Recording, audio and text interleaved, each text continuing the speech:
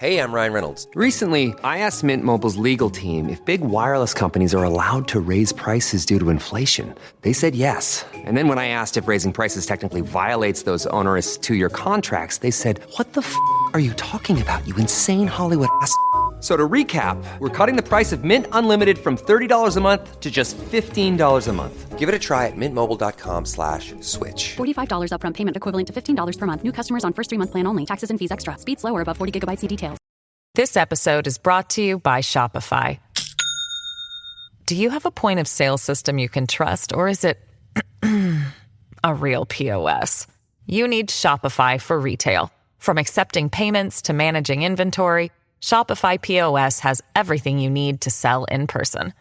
Go to shopify.com/system, all lowercase, to take your retail business to the next level today. That's shopify.com/system.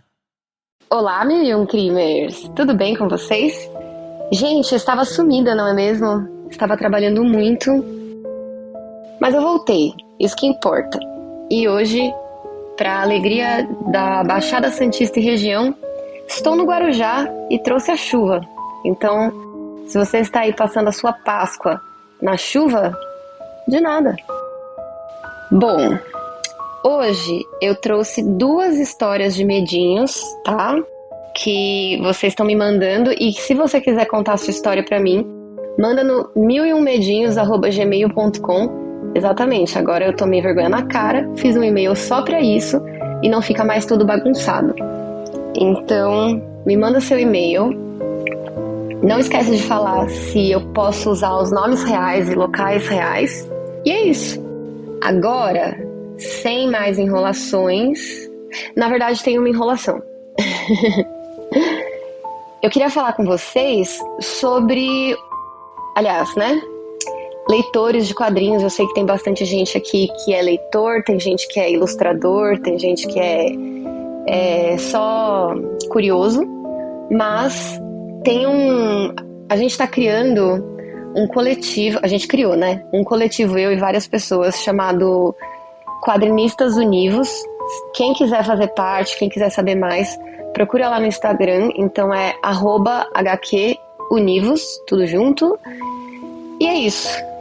Bom, agora sim, chega de enrolação, bora pro episódio. DJ, bota uma musiquinha aqui de introdução, tá? Ah não, eu que vou editar hoje, né? Não bota nada. Wait, are you gaming? On a Chromebook? Yep. It's got a high-res 120Hz display, plus this killer RGB keyboard. And I can access thousands of games anytime, anywhere. Stop playing. What? Get out of here. Huh? Yeah, I want you to stop playing and get out of here so I can game on that Chromebook. Got it. Discover the ultimate cloud gaming machine. A new kind of Chromebook. Gente, a primeira história que eu separei, eu achei sensacional porque me remete muito a... Lembra aquelas histórias do boneco do fofão com a adaga dentro? Ou então a boneca da Xuxa que ia te arranhar de noite? Enfim, essa primeira história tem mais ou menos a ver com isso. Quem me contou essa história foi o Felipe.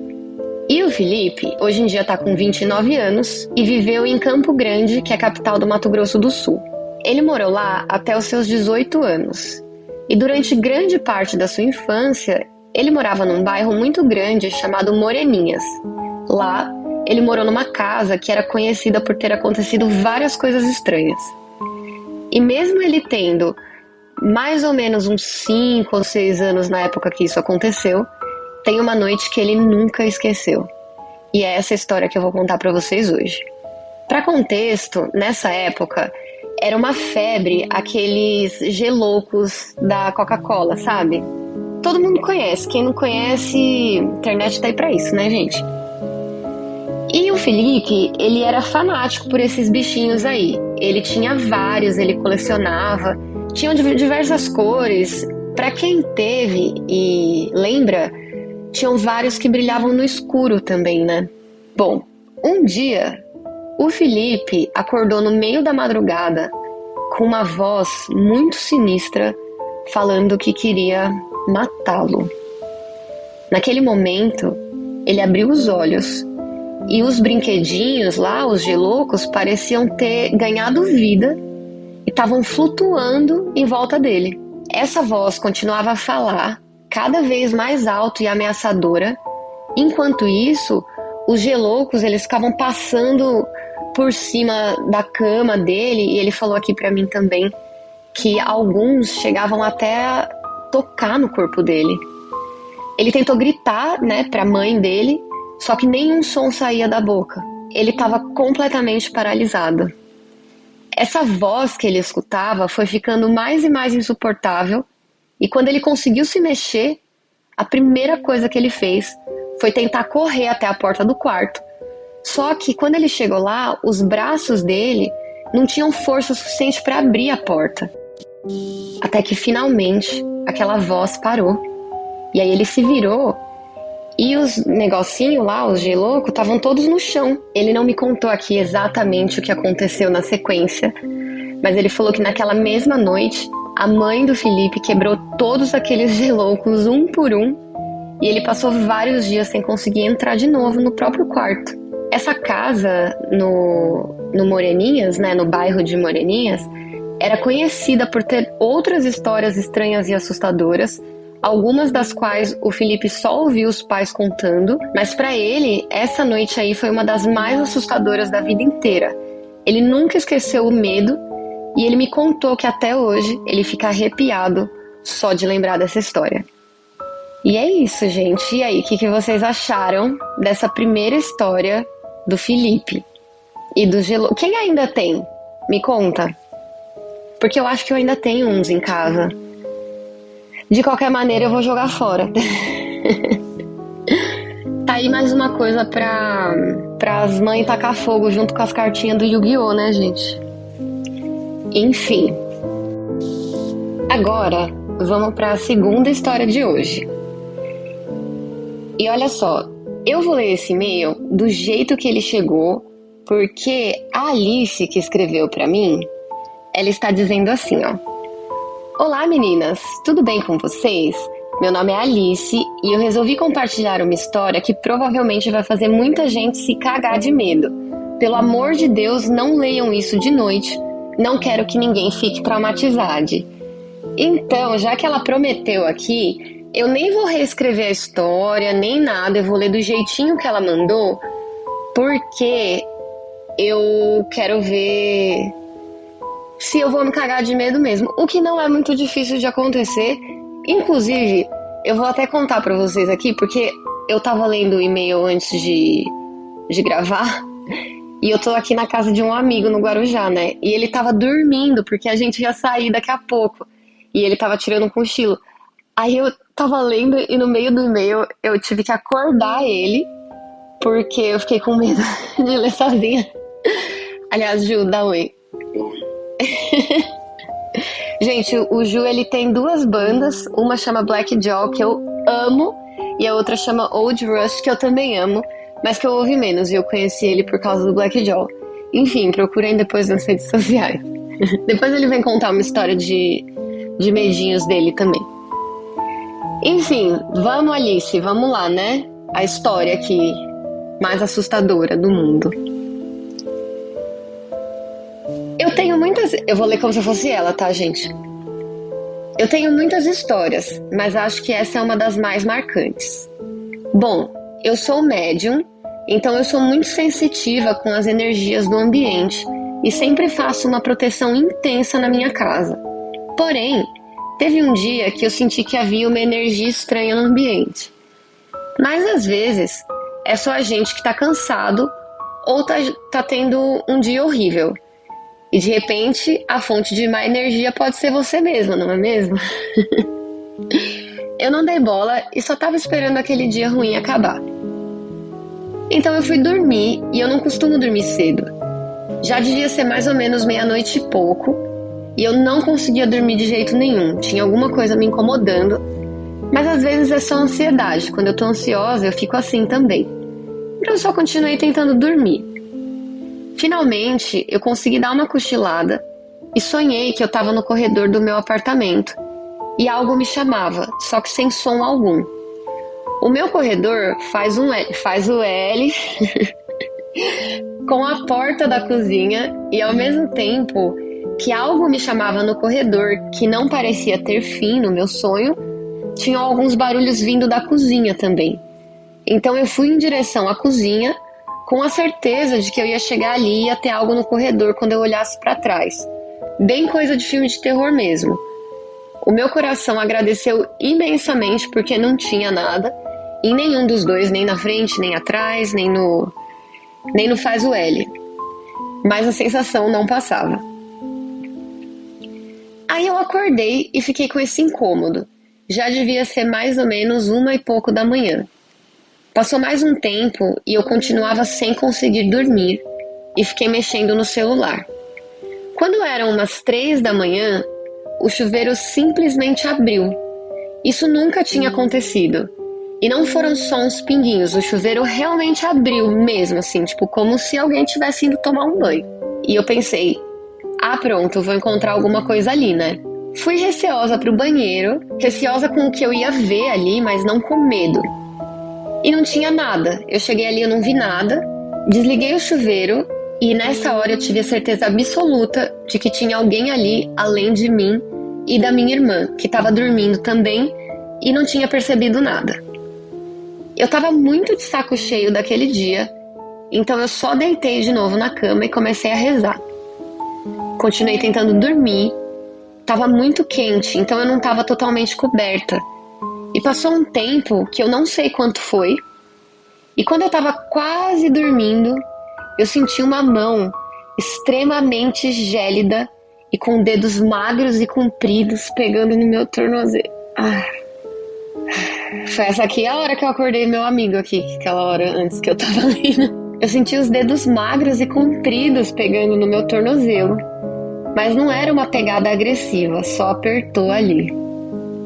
Eu nunca vou me esquecer da sensação daqueles dedos gelados que conseguiam abranger o meu tornozelo inteiro. E aqui ela falou que o tornozelo dela é gordinho. Calma, não acabou ainda, mas acaba bem. Não morra do coração. Olha, Alice, eu não vou morrer do coração, mas eu vou mandar a conta da terapia aí pra sua casa, tá? Bom, nessa aí da mão, em vez de eu me cagar toda, eu fiquei extremamente putaça. Porque era muita sacanagem com a minha cara. Aí eu levantei bufando e resolvi fazer o que eu sempre faço, que foi pedir ajuda aos meus amigos espirituais, como a gente costuma chamar no espiritismo. Mas eu tenho o costume de rezar e pedir ajuda acendendo uma vela no meu altarzinho, tipo coisinhas de umbanda com imagens, cristais, etc. Muito bem, fui lá putaça pegar a vela, acendi o fósforo, mas sempre que eu encostava no pavio da vela, o fogo apagava como se alguém estivesse soprando mesmo. Aconteceu isso umas 4 vezes, e detalhe, a casa estava inteira fechada, não tinha nenhuma fonte de vento. Aí, eu já estava com nenhuma paciência para assombração e fiquei muito, mas muito brava. E estava achando que aquele espírito ali estava só para me infernizar mesmo. No fim, eu consegui acender a vela, fiz a minha reza brava para tudo quanto é santo, e como eu já tinha acordado a minha irmã mesmo, eu falei alto despejando todo o meu ódio. Agora eu vou dormir e ai de quem atrapalhar meu sono, que saco! Deitei na minha cama e claro que eu não consegui dormir rápido, principalmente porque eu ainda estava com aquela sensação no meu tornozelo, e embora eu não tenha medo, a gente não quer que aconteça de novo, então você se encolhe todinha. Depois de um tempo, eu senti aquele alívio enérgico, que finalmente havia ido embora, e aí eu tirei o meu merecido soninho. Para acalmar o clima da história, quando eu acordei de manhã, eu estava com a sensação de que talvez esse espírito só estivesse tentando chamar a minha atenção para pedir ajuda, e talvez tenha feito isso por bastante tempo, só que eu que não tinha percebido antes porque o meu humor tava uma merda. Mas sendo um pedido de ajuda ou uma trollagem do além, com a ajuda espiritual, eu consegui encaminhá-lo ao lugar certo e a minha casa voltou ao normal. E aqui no final ela deixa uma dica útil. Chamar por São Miguel Arcanjo garante uma limpeza braba no ambiente. Pode ser algum outro santo, orixás e afins também. Então, quando passar por situações muito pesadas, rezem e peçam para que esses espíritos sejam encaminhados para o lugar de merecimento deles. Funciona. Outra dica muito útil é toda vez que estiver entrando em casa dizer: aqui comigo ninguém entra, para que toda e qualquer energia ruim fique para fora. No final ela coloca aqui: desculpa, Fabi, pelos diversos ataques do coração que você teve lendo. Espero que esteja tudo bem. E acho importante vocês saberem que quando passamos por essas experiências sobrenaturais, mesmo se cagando de medo, tem que pensar em encaminhar os espíritos para lugares específicos onde eles receberão ajuda. Afinal, embora existam uns pentelhos que só vêm para incomodar, a maioria deles só está pedindo ajuda mesmo, e é possível desvinculá-los de você. Beijos de luz para vocês, e se quiserem eu tenho mais histórias para contar. Pode dizer meu nome, só não falo sobrenome para ninguém vir me stalkear. Adoro o podcast e desejo cada vez mais sucesso para vocês. Atenciosamente, Alice. Bom, eu vou comentar algumas coisas aqui que eu acho importante, porque eu não falei nada antes, porque eu não queria atrapalhar a história. Mas, primeiro de tudo, eu acho impressionante como as pessoas que são médium e já estão acostumadas com ver fantasma, como elas são corajosas, né? De falar assim: já estava de saco cheio de assombração. Tipo assim, não quero saber. Sai daqui, não importa, não quero saber. Eu só quero dormir o meu soninho de proletária. Gente, pelo amor de Deus, eu ia ficar 2 meses sem dormir se eu vejo um negócio desse, sabe? Não tem não, não de jeito nenhum. Então, assim, essa é a primeira observação. A segunda, o que era? Eu tava pensando aqui da mão. Minha filha, se eu sinto uma mãozinha gelada encostando em mim, querida,